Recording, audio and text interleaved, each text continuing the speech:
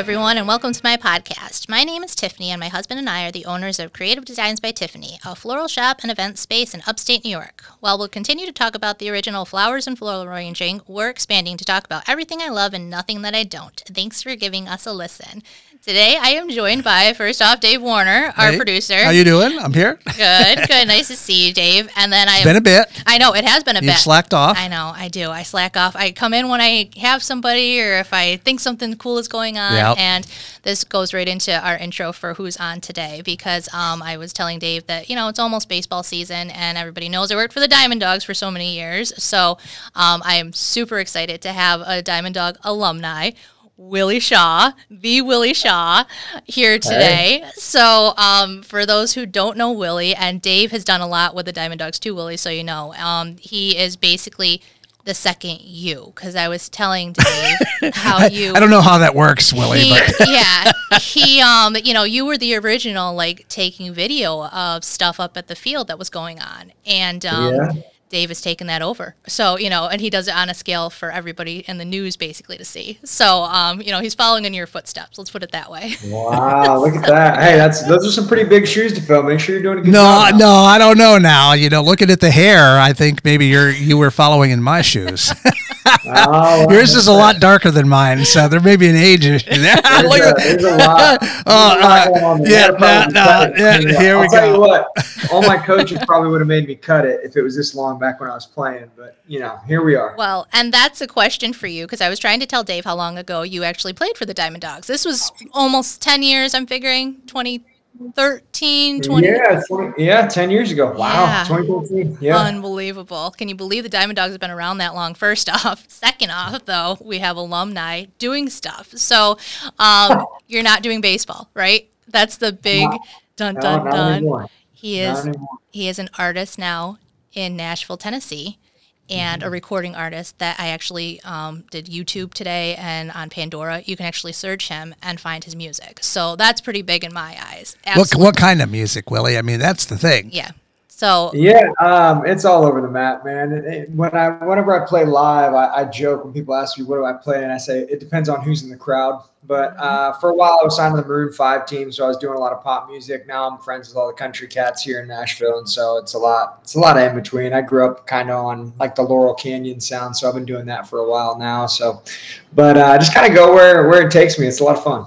That's awesome. Well, fun story about this too. So you remember my job from Diamond Dogs, how I would get somebody to, let's sing national anthem. Somebody's got to sing national anthem. We don't have anybody to sing national anthem. I would go through the locker room and hope that there was a singer in the locker room of the players.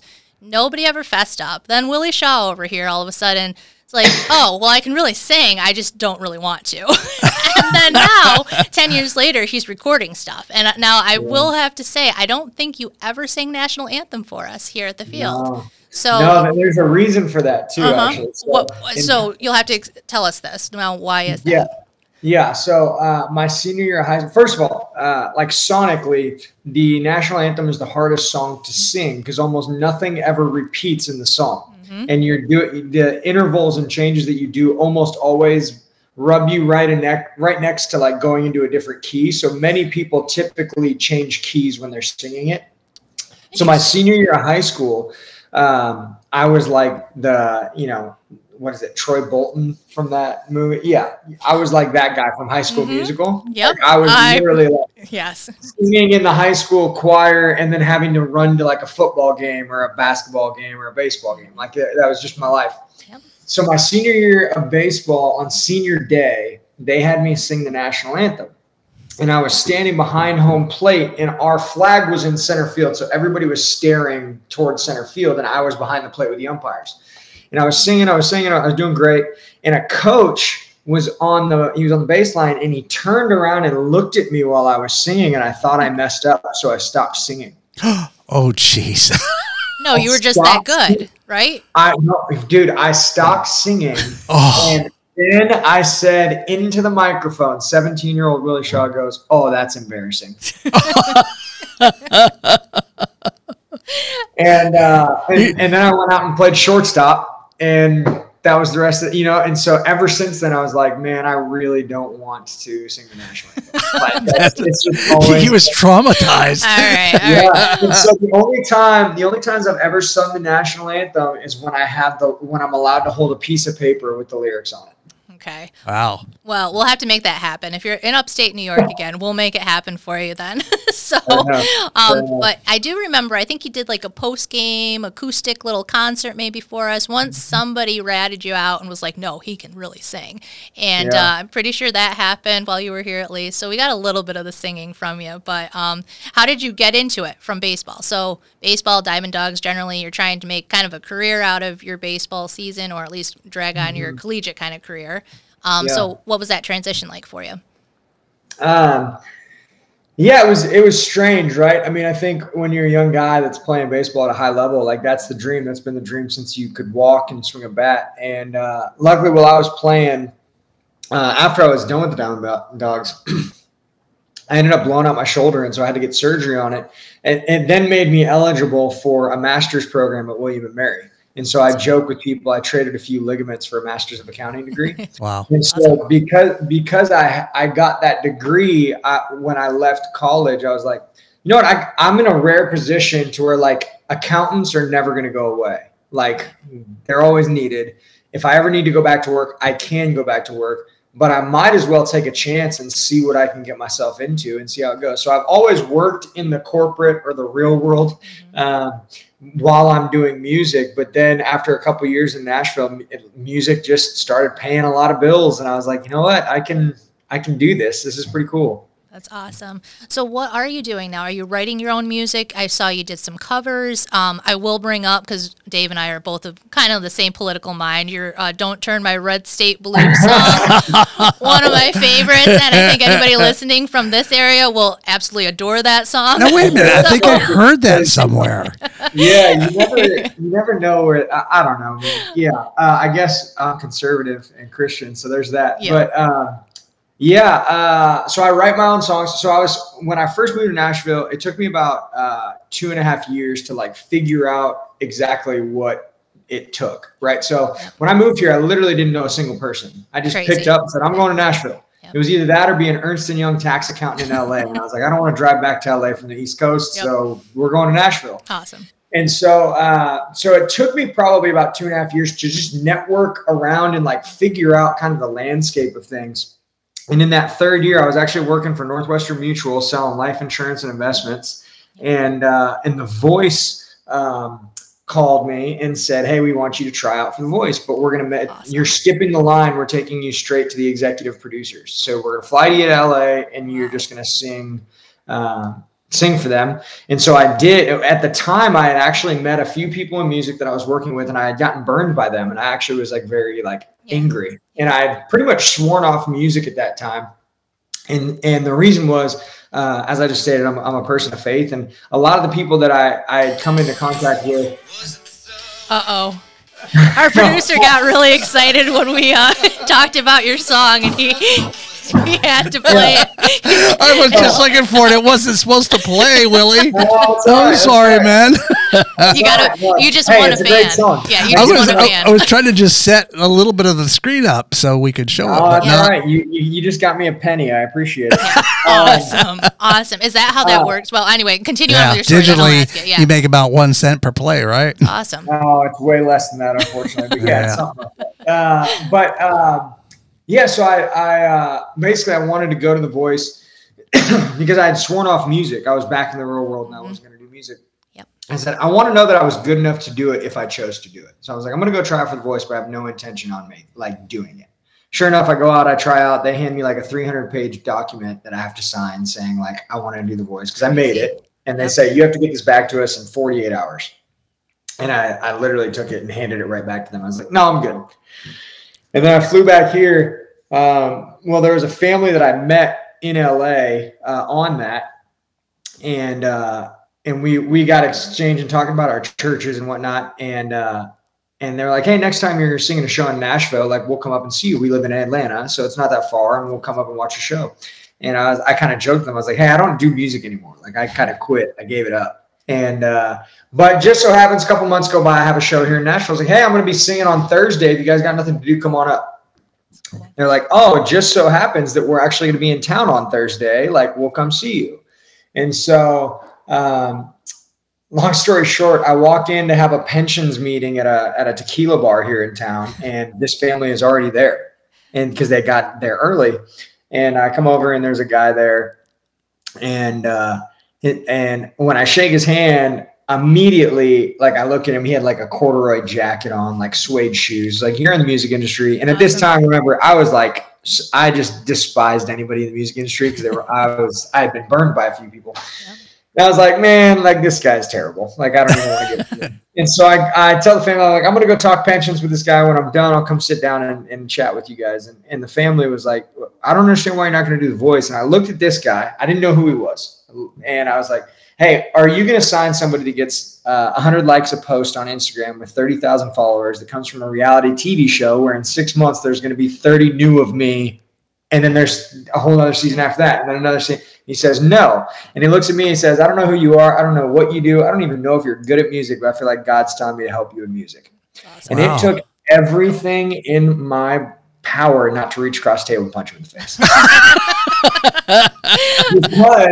Because that's a very common thing to say in Nashville. It's very common to invoke faith in Nashville because, we are in the Bible Belt. But a lot of times, at least in my experience up to that point, anybody that invoked faith was actually using it as a business card and not as an actual quality of who they were. Mm. And so he came to my show and I sang, and I walk off the stage and he goes, F you. It's the first thing he says to me. And I'm like, whoa. Like, excuse you? And he goes, F you for thinking you're not supposed to be doing music. My name's Jeff Gregg. I'm one of the partners at CAA. You need to come see me in my office. And so I go and meet him. Within probably 3 months, I'm signed to the Maroon 5 team, flying back and forth to LA, writing songs, releasing music.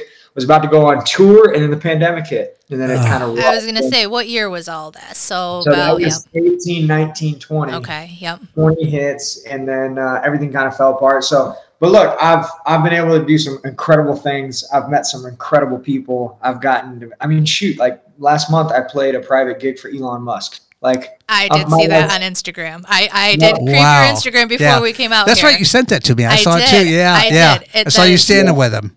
You never know why. I'm a fanboy, Willie. I'm sorry. Yeah. I would have. Of Elon? Oh yeah. My knees probably would have given out. I'll tell you what, man. I was sweating walking up to him to talk to him. It's not every day you shake the hand of the richest man in the history of the world. Crazy. It's not even that. He's changing the world. Yeah. Oh, totally. Yeah. Absolutely. It's not about his money. It's what he's doing. So it's the fact that he is that wealthy and actually it's serving yes. people. It's pretty fascinating. It appears that most people don't do that from a humanitarian effort. They do it from a business effort. Not that that's wrong or right or whatever, but it was very refreshing to meet him and get to talk to him for a little bit of time. So, wow. But in a nutshell, that's what I'm doing in music. It's taken me to some wild places. So go back on that for a second, because this is how I had seen him. So I have a mutual friend, Corey Asbury, that is a friend of he's a cousin of one of my good friends.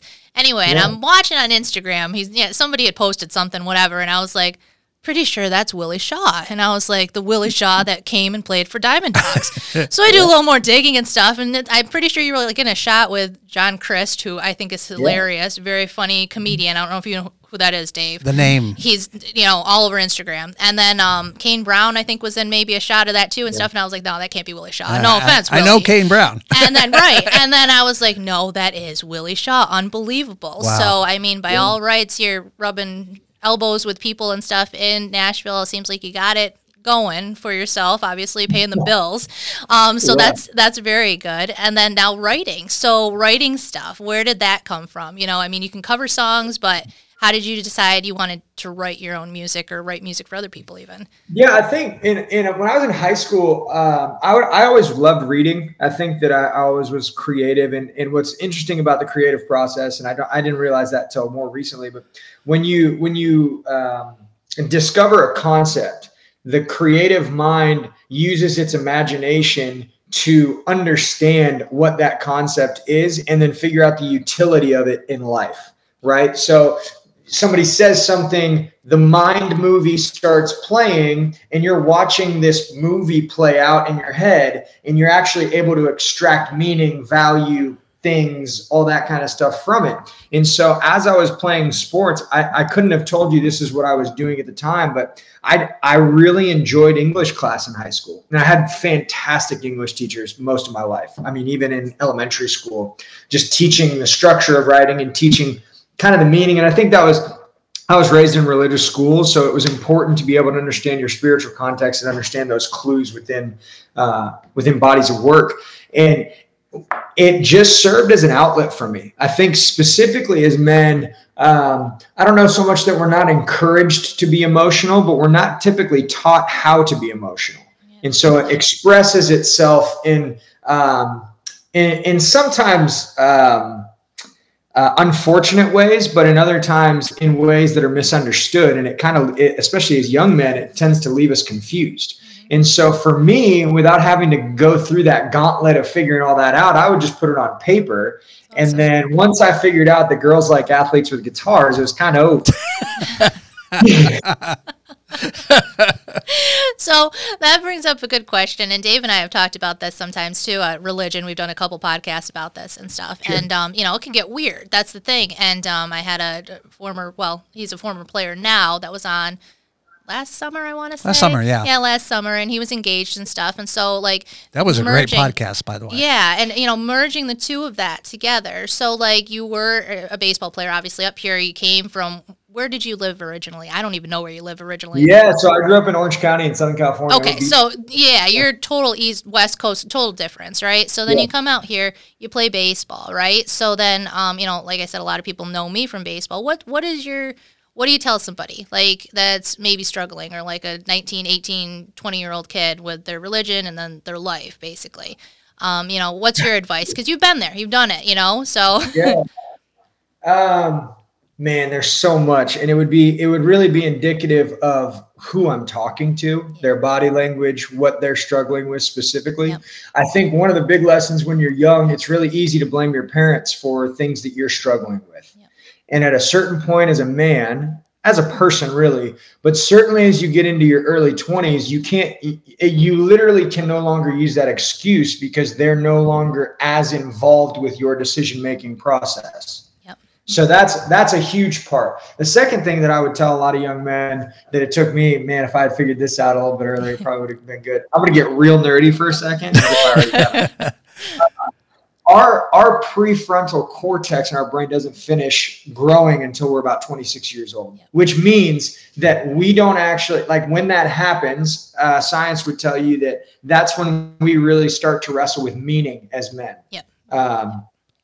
And until that point, it's all kind of nebulous, and we're chasing, colorful lights in the dark almost. And so what's really, really important about that, at least it played itself out in my life, was that it's really difficult at a young age to understand this, but the idea is if you don't understand your value, then you're going to incorrectly value what you do. And what that actually means is that you're going to start performing. And this is a really deep concept, but for men specifically, we are creatures of accomplishment, right? So if men are science, females typically are art, right? So we can tell you where we want to go, how we want to do it, yada, yada, yada. But you actually, as a female, tend to color the coloring book that we kind of playing the lines with, so to speak. And so what's difficult for high achieving athletes or men trying to break away, one, I would say you got to leave home to do it. That's even a biblical idea that you have to leave the nest to go get devoured by the world, so to speak, to become who it is you're supposed to become. So that's very, very important. If you just stay at home, it's really difficult to grow past what everybody has known you as. Yeah. So that's one thing. But two, the idea of performing is difficult because when you perform, you are not your performance. And if you believe that you are your performance in anything, it's very easy to do in sports. It's very easy to say I'm as good as my batting average. I'm as good as how many home runs I've hit. I'm as good as how many strikeouts I've got. as a pitcher. Definitely not as a hitter. I would have never struck out. But when you perform, it's actually this is directly correlated to music. When you perform, that's really just an expression of what you can do. It's not actually who you are. Yeah. Yep. But the thing is, when you're young, especially as a man, you think you're only as valuable as your output. And that will fail 100 times out of 100 times. I don't care who you are. You cannot be perfect. And the reason you can't be perfect is nobody can define perfection, but you're going to try and perfect. You're going to try and define perfection and then live up to it. In my example of that, if somebody were to be like, well, what does that mean, Willie?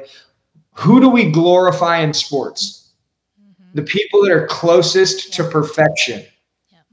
Ted Williams, he was the greatest hitter of all time. He hit .416 with a batting average. It's the greatest thing. He is glorified as the greatest hitter to ever live. Perfection is 1,000. He came up 600 points short. Yep. And so when you're saying I should be, or I ought to be, or I whatever, then you're already screwed, dude. And you're going to spend the back of your 20s trying to unwind. Yep. It's true. Learn from your mistakes, right? That's it. That's it. So, well, but the mistakes are important too. Yep. You're going to make mistakes, but that's where it becomes, man, as you can see, I love to talk about this stuff, but that's good though. So I love to listen to it, and Dave's just sitting here like, I'm just enjoying it. Keep going, Willie. Yeah. I'm good with this. This is good. So when you fail, it actually it tells you where the path is, right? Whatever you define your path to be, certainly. Hopefully, it's something biblically based, in my opinion. But it defines where you should be. But you're not going to be able to learn that until you fail. You're expected to fail, but you're also expected to be able to be like, okay, I need to go back this way, right? And so what actually is important with failure is that gives you experience. What is experience? Experience is intuition. If you're an intuitive person, you're an intuitive person because you've had plenty of experiences and you've pulled the value out of those experiences, right? The negligent person, the hedonistic person, typically, that's not an accusation of anybody by any means, but in my experience, the person that doesn't draw from those experiential mistakes, they become hedonistic in order to numb whatever feeling that they have from those mistakes that they haven't corrected.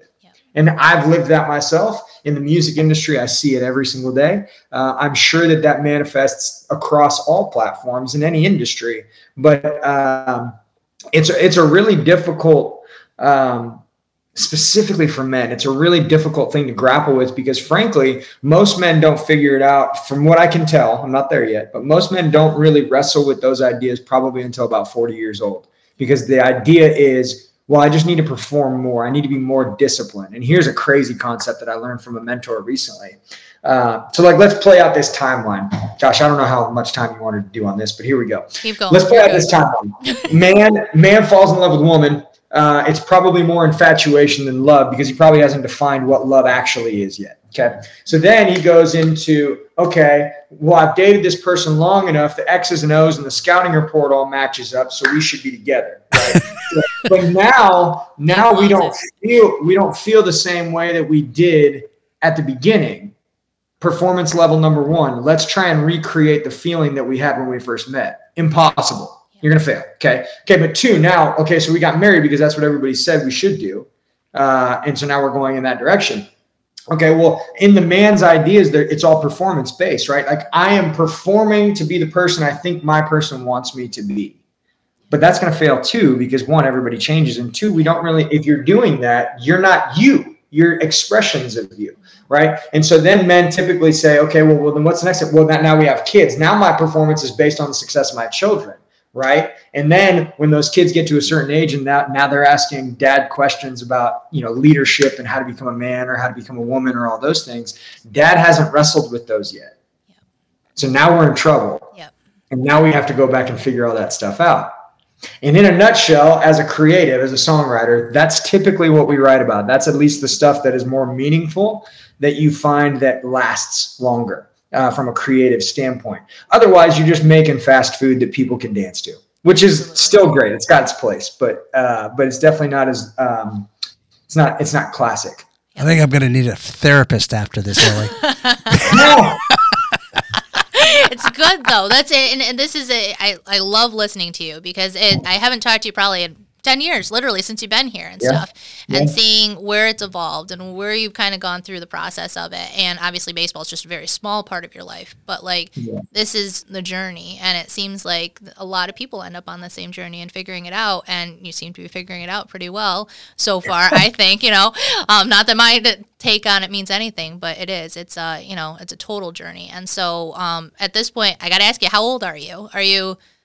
Yeah, I'm 31. 31, okay. So he's got 9 years to figure it out. He's got 9 years, So, you know, and that's the progression, but it's inspiring, though, too, and I'm glad that you talked about this because, like I said, baseball's coming in, and whether or not those kids listen to this, I don't know, but if they did listen to it. We're going to make them. Right, we'll make them. On a rainy day, we will make them in the locker room listen to this. I'm going to put this on their channel. They're not going to have a choice. Seriously, because that's the thing, is, like, they don't realize where they're at right now, and if some couple might, but, like, seeing 30, 31, where you're at. Like, don't go down that same path but realize where you're headed, you know, and still make the mistakes, do whatever, but like it's inspiring in that way. So thank you very much for sharing that and talking about this with us. So didn't know where this conversation was going to go. I was thinking it was just going to be all about music, but I am very happy that you brought this up today. But you know, the thing is, in 9 years from now, Willie, that's called the midlife crisis.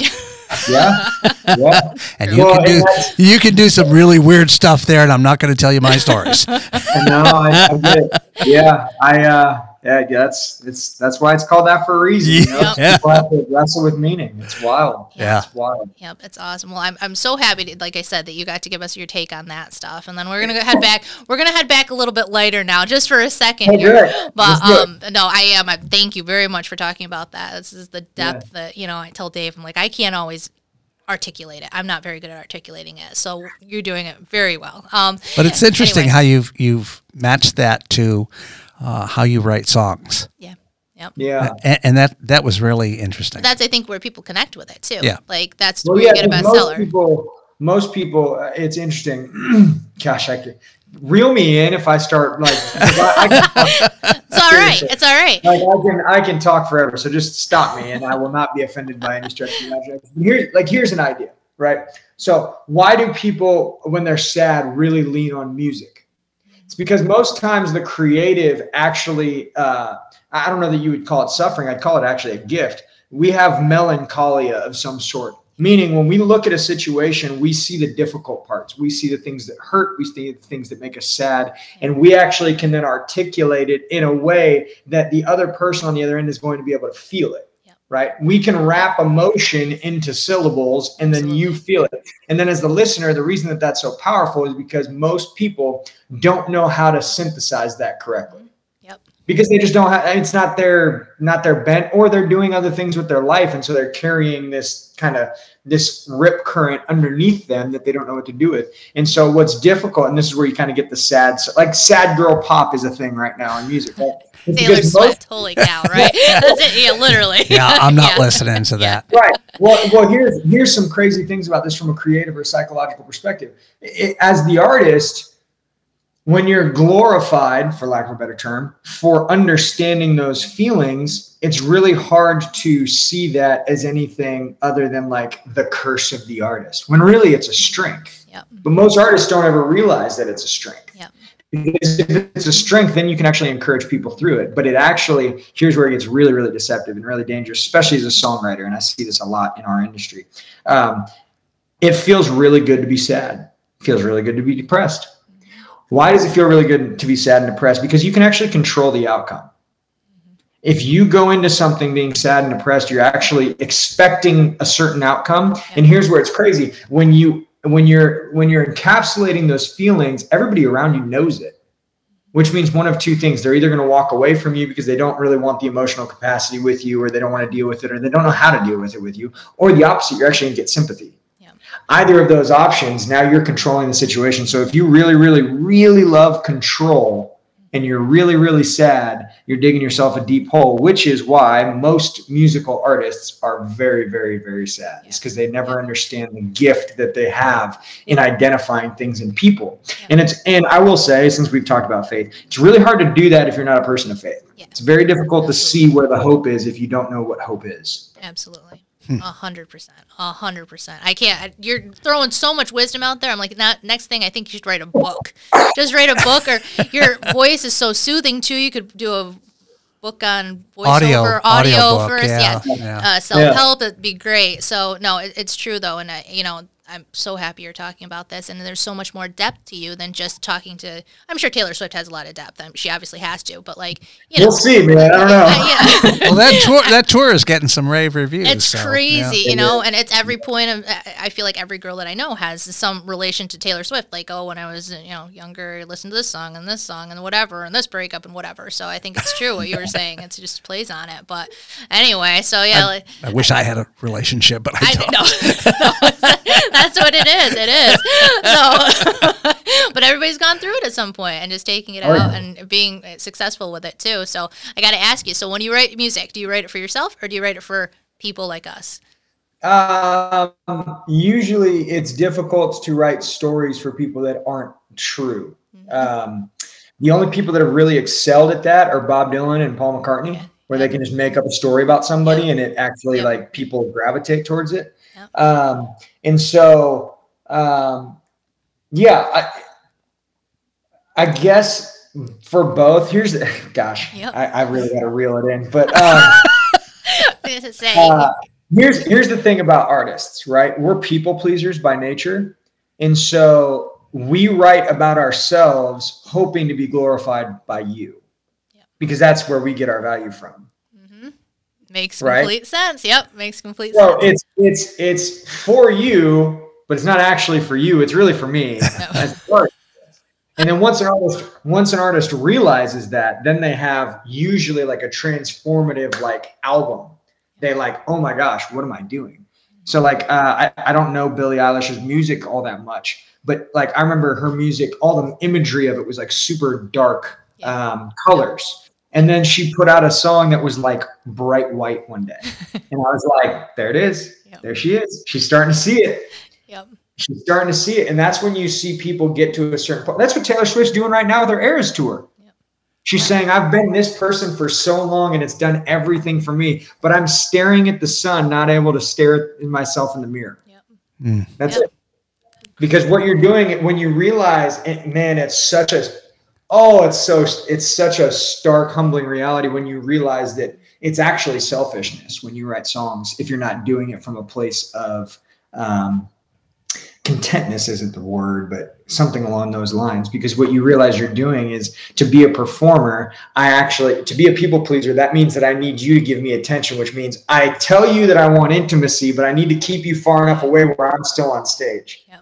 Yep. So all of that to say, when I write a song, most of the times it's about me, but I'm thinking about the end user, hoping that they get something from it, because by them getting something from it, I get something from it. Yep, absolutely. Well, I wish everybody in Nashville was like you, because if everybody had that thought process, you imagine, even though it is a big place anyway, I feel like every artist would really be helping out the world if everybody thought like you did. So we'll hope for that one day. Willie, do you think it's really changed? Do you think there's this, the old country and the new country, and do you think the older guys were more in your lane and that the newer guys have gone astray a bit, or what? Good question. That's a good question. I don't know that the newer guys have gone astray as much as I think they've gone where the money is. Well, that would be astray. Well, it depends how you define that, right? Because if you don't get paid for it, then you really don't have a job or a career. Right. And so the one thing that is so admirable about country is that you can talk about faith, family, values, and on both ends of that spectrum, happy and sad, right? And so you think of a guy like Morgan Wallen. Morgan Wallen's the biggest artist in country music history, I believe. Maybe Luke Combs hasn't beat, but I think it's Morgan. He's at least setting more records than Luke at the time being. But those are probably the polar opposites of the country music landscape. You've got Luke, who's like everybody's neighbor in, countrywide. And then you got Morgan, who's like the bad boy rebel. They're really not writing all that different songs. It's just the production behind it. It's the sound of it. And so I think that it's a necessary progression. But the one thing, there's a quote on the Country Music Hall of Fame that said, I forget who said it. It's somebody famous, but that said, the difference between country music and other music is authenticity. Yeah. Because no matter what you're writing about, it's true it's true. And period. Like it's true. And so what is interesting to see about that, if you're a nerd like me who likes to take in cultural perspectives, look at the difference between what's being written about in the pop side of music, what you hear on the radio, and contrast that with what's being popular or making money on the country side. Okay. So on the negative side, you've got identity crisis in pop, that is masked by drug use or not identity politics, but I'm going to wear a costume that tells me who I am. Yeah. On the other side, it's the depressing part is I'm going to drink because I'm dealing with so much pain and I'm in a small town and I don't know where to go. I don't know where oxygen's at. I'm just underwater. But on the bright side over here in country music, it's like, man, but I'm still here. God's still good. My family still loves me, even if we've got crazy aunts and uncles, even if my parents got divorced, even no matter what, like I've been through some stuff, but my community, my family, like the small town I'm from, they do care about me. Right. God is great. Beer is good. People are crazy. Exactly. No, it's actually true. And on the pop side, people look at that and be like, oh, that's so simple and yada, yada. And it's like, but you look at them and you're like, well, what are you doing? Yeah. Because you're dying of loneliness. Absolutely. It is. So, which one would you rather have? And so to your question specifically, are the old guys more inclined? I think that the old guys paved the way and are the foundation for what the new guys are doing. And it's evolved as it naturally should. And, there's all cyclical things like every 5 years or so, country opens up a little bubble so that more pop can come in and then they close and then they go back to 90s country and then they kind of just pendulum back and forth. But definitely. Well, you got any more questions for him, Dave? Dave is loving I could keep going. I just want to hear a lick. I got no more meetings the rest of the day. So he just would have to edit it to be like 5 different podcasts. No, I wouldn't. Yeah, this is great. No, I love it. Well, this is, like I said, I'm happy that you're on. I'm happy that you're talking about all this and all this depth too. I didn't know, honestly. I thought it'd just be. I joked with him when I messaged him. I was like, I don't know if you're too famous now for this, but I would love to still have you on this podcast. And anyway, but it's I'm just all the wisdom and stuff, and I hope somebody's listening and that it helps out, and like the perspective behind it too, beyond just listening to your music too. I think that's awesome. And give them a taste of it, Willie. Do you have just a short? I know I was supposed to prep you on this. I forgot about it. So if you would feel inclined to like sing a little bit, just a little taste. How about this? Give me 1 second. Let me go grab my guitar. All right. Oh, we'll wait for this. This is good. Love it. Yeah. It's amazing though how he's changed. I know. Yep. From the ball player perspective to this. Yep. This is great. It's awesome. It's awesome to see. And for anybody who's listening and does not remember Willie Shaw, think about this. All those Diamond Dog players that are coming in right now or are here. I'm not even sure if they're here yet or not. Like that's what he was. He started out here, and that's his tie to this area. That's his tie to be on this podcast. What position did he play? Do you remember? I want to say we mentioned pitcher, but third base, something like that. Willie, what position did you play when you were here with the Diamond Dogs? I played third base. Yes, but I weirdly pitched while I was there. I was not a pitcher in college. Who was your coach when you were here too? What coach did you have? Oh man, I had Vaz. Was that his name? Yep. Yeah. Coach Vaz. Coach Vaz is a good coach. But he had to leave halfway through the season. So then we had Nick Cacciola. Yep, I remember that name too. My goodness, unreal. And we were living at the Nunnery. Is that still there? It is not there. The Nunnery. Well, so Dave it's apartments now. Yep. Little Falls is going places, let me tell you. They have been developing. It looks completely different than when you were here 10 years ago. So I'll tell you what, when I was there 10 years ago, we had a milkshake a day because that was like the only thing we could find in Little Falls. Yep. It's evolved. It's definitely evolved. You can find more than milkshakes now. Yeah. Yep. Yeah, we would, if you didn't have chicken riggies after a game, we would like get in the car and drive 80 miles an hour on like a 25-mile-an-hour limit road to try and get to Applebee's before it closed. Yes. It's in Herkimer. It's true. It's very true. Yeah. There's That's a few funny. places. Yeah, there's still a few I remember places. here's a funny story actually about that. We were driving to, I think we were driving to go play Utica. Mm-hmm. And Jared Dye was a pitcher on our team that year. He was from Yep. Louisiana Monroe, I think. Yes. Yep. Really good pitcher. Yep. And I'm pretty sure he got drafted, actually. But he was late to our next game. We had like a back-to-back game. Played that night, then had a day game the next day. He was late, and I think he had a couple starters in his car. He was driving like 99 miles an hour on the freeway. Oh. He gets pulled over, and everybody's like, oh, no. Mm-hmm. He gets pulled over, and the cop's like, why are you driving so fast? And he's like, we're late to our game. We got to get there, yada, yada. He's like, you're the pitcher from last night, right? He's like, yeah. He's like, you went like 8 innings shutout, right? He's like, yeah. He's like, slow down. He just walked away. Yep. That's awesome. They're celebrities here. I mean, that was your first taste of being a celebrity, I feel like, was here in Little Falls. Yeah. So, yes. Well, what are you going to play for us? I don't know. What do you want me to play? Whatever you like. You got a request, Dave? Oh, yeah. He does. He's Don't smiling. turn my red state blue. Jeez. Oh, man. Or whatever you'd like. Dude, I got canceled for this song on Twitter before Elon bought it. I got locked out of my account. My goodness. Well, Dave's got a whole thing back here that he might. Here you go. I don't care. Good? All right. Was it the traffic? Was it the taxis? Was it the crime or the time that they tried to defund the police? Oh, I sang that wrong. There's too many problems that I gotta say. I know. Was it the subways? The empty churches on Sunday? Was it the crime or the time that they tried to defund the police? Something must have made you sell your house. Now everything you own is going south. If California's all that, why are you running out on the Democrats and in New York City so grand? Why are you moving next to Republicans? I don't care who you are, I don't care where you're from.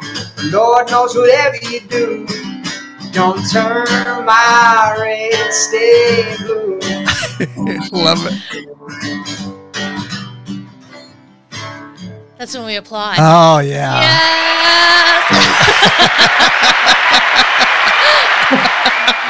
If I get canceled again, that's on you guys. All right. Dave can take the blame for that one. I will take the blame for that. I will ask for a little snippet of your favorite song that you've ever written or ever covered, whatever you want to do. Oh, wow. Your favorite, all the way back to even doing National Anthem. You could do that for us now and redeem yourself to me. that would probably get us banned. I know. Yeah, on Facebook it would. No, yeah. So there's two songs. I guess there's one song.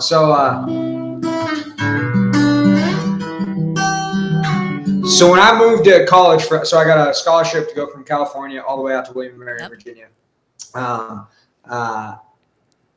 Anyway, that's kind of irrelevant to the story. Let me fast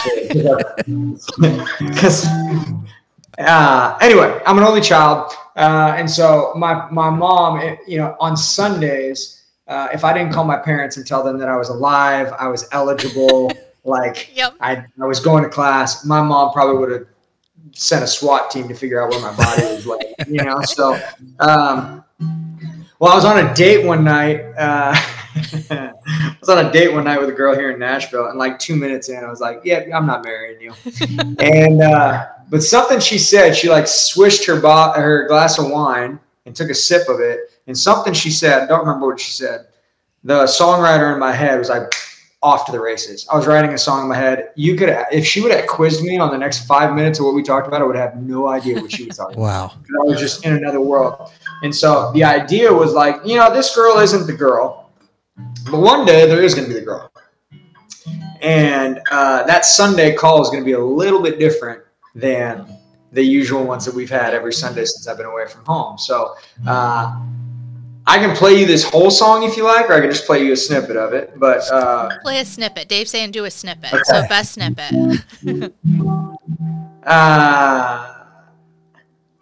I'll just play you the chorus. How about that? All right. The idea is I'm calling my parents and I'm talking to my mom about how she met my dad. And then she hands the phone to my dad, and I'm talking to my dad about how he met my mom. Awesome. And then at the end of the call, the person that I'm talking about calls me, and I have to pick up that phone call. Awesome.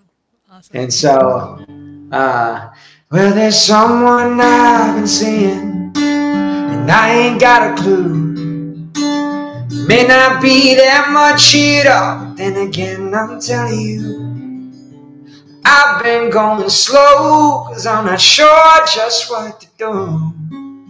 I guess I'm asking, were you met back then? Did that change your tiny world? 'Cause I'm falling for a girl. Yes, I'm falling for a girl.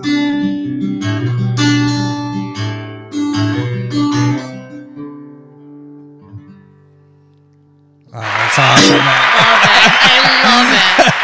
Oh, man. I've got chills. I do. Yeah. I have chills from this. That was All right. nice. All right. So I think I probably should try and wrap this up so everybody listens I'm a to fan. it. But I know. I think Dave is a fan. All right. So a couple things. Little logistic things we got to work out here. If you have those videos from when you did your docuseries at Diamond Dogs, send them Dave's way, and he will make it into this spectacular I actually movie. did. I did a. You know how they've got the families that take in the players, right? Yeah. The I did Nellises. Do you remember the Nellises? Yeah. The Nellis farm? Nellis I family. don't Farm? remember. Wait, hold on. The farm. Was that the guy that was the cop? No. No. Who, the Rosas. The Rosas family? No. Oh, yeah. Yep. The Roses are not there anymore. He was before you too, Dave. He was doing pictures and stuff. Nope. Yeah, so they those guys loved us. Yes. Yeah. So I did a documentary last year about the Nellis family farm and a couple of players staying there. I know who you're talking about because they always make chocolate milk for everybody. Yes, that's them. Yeah. And they would make you chug it on the field in a baby bottle. Yeah, that was them. So, And they bring a cow there and you can milk it. Yep. Wow. So he had done a docuseries on that. That's like about what, 40 minutes, I want to say? 26, I 26, think. okay. Yeah, Yep. yeah. And just all the kids Got through the former years. players who had Yep. stayed there and how they changed their lives. They secretly recorded clips that we added to the end of the documentary. And they knew I was doing the documentary because I'm out there on the farm and I'm interviewing and filming and whatever, but we played those at the end. And, everybody was crying. It was pretty good. Yep. Yeah. I don't know if anybody will cry at ours because we screw around a lot. This was before docuseries were a thing, though, too. Let's Oh, yeah, disclaimer I had that. This was I like, just had a GoPro. yeah. That's all I would on the bus trips and things like that. I'd just do a GoPro, but Dude, yeah. so we would do a question of the day every day, and one of my questions, we were ruthless. One of my questions was, which teammate do you like? Which teammate do you like the least? Oh, jeez. I remember. We videoed that, and then we all would watch it every night. Oh, God. And so everybody would be in the same room saying, "I hate this guy." So I don't know how much fun ours will be, but we've been great reality television. Oh my God. It would. Yeah. It would. Absolutely. Well, and then another logistics. So anybody who wants to follow your music, do you have a website? Instagram, I know you're on that. Facebook. What do we look for? Yeah, what do we look All the social medias are at Willie Shaw Music, WILLIE. I have a website. I haven't touched it since my management team did it a couple years back, so I don't even know what's on there. Okay. But yeah, just follow me on social media and send me a message. I'm happy to talk anytime, especially if you liked my ramblings. Yeah, this is great. This is fantastic. So yeah, Dave's going to put it in here, whatever your handles are. Yeah, was that Willie Shaw Music, right? Yeah. At Willie Shaw Music. Awesome. Right. And then downloading, you can download on Spotify. And it's anywhere you listen to music. It's there. Awesome. It's there. And you get a kickback from that, right? We download your music. Yeah. See? So anybody who's interested. He's going to make a penny off of me today. Right. And do you have full albums, or is it just like single songs that you do? So I've released singles since I started music, but my first EP is actually coming out June 8th. Awesome. Coming whatever Friday that week is. Okay. Awesome. 7th, 8th night, somewhere in there. Awesome. So we'll be on the lookout for that. And I mean, you probably still have a lot of fans here that realize, I don't know if you remember Kayla, but her little son now is like, I want to say he's 14. Brady is 14, 13, 14 now. Yeah. And he used to say your name because the PA announcer would always say, Willie Shaw. And he's always would do that. So now will probably be embarrassed that I shared that story. But everybody had a lasting impression with you, and especially with your name too. So anyway, I can't thank you enough for being on. Before I let you go, I'm going to do a quick 30-second here spin of this or that, basically. First thing that comes to mind. So there's my cue to start. Maybe longer than 30 seconds, whatever. So Yankees or Red Sox? No, Yankees. Yankees. All right. East Coast or West Coast? West Coast. West Coast. All right. Baseball or basketball? Now basketball. Look at that. See how that changes over the years? Jeez. Crazy. Oh, yeah. So basketball's your thing now, huh? Yeah. I mean, I was just the wrong height when I was playing. Well, I was wrong a couple things. But, yeah, I always loved basketball. And it's just the easiest way to stay in shape once you start getting older. I mean, like, I still work out in the weight room, but at a certain point you realize, why am I spending this much time moving weight? Like, this is ridiculous. And I joke in my Instagram bio, I have professional basketball player with an asterisk. Because as you mentioned earlier, every meaningful relationship I've ever had in music has come from a basketball court. Because when you do something apart from the industry you're in, it's way easier to learn about somebody in an athletic event and whether you like them or not than trying to get coffee with them. So because of that, I've met, like, I'm friends with, I mean, you named a few of them. I'm friends with a lot of cool people. And it's all because of basketball courts. So let's be honest. In that sense, are you competitive though? Are you going to stuff them? It doesn't. Yeah. Okay. Good. Oh yeah. Like I'm dropping 20 on you. True colors. True colors. That's awesome. Yeah. I played yesterday morning at 6 a.m. and then I played last night at 8 p.m. Oh my gosh. Goodness gracious. Well, all right, Willie. Well, thank you so much for being on. I can't thank you enough. And for more information, visit us on our website, and we will talk to you next time. Yeah.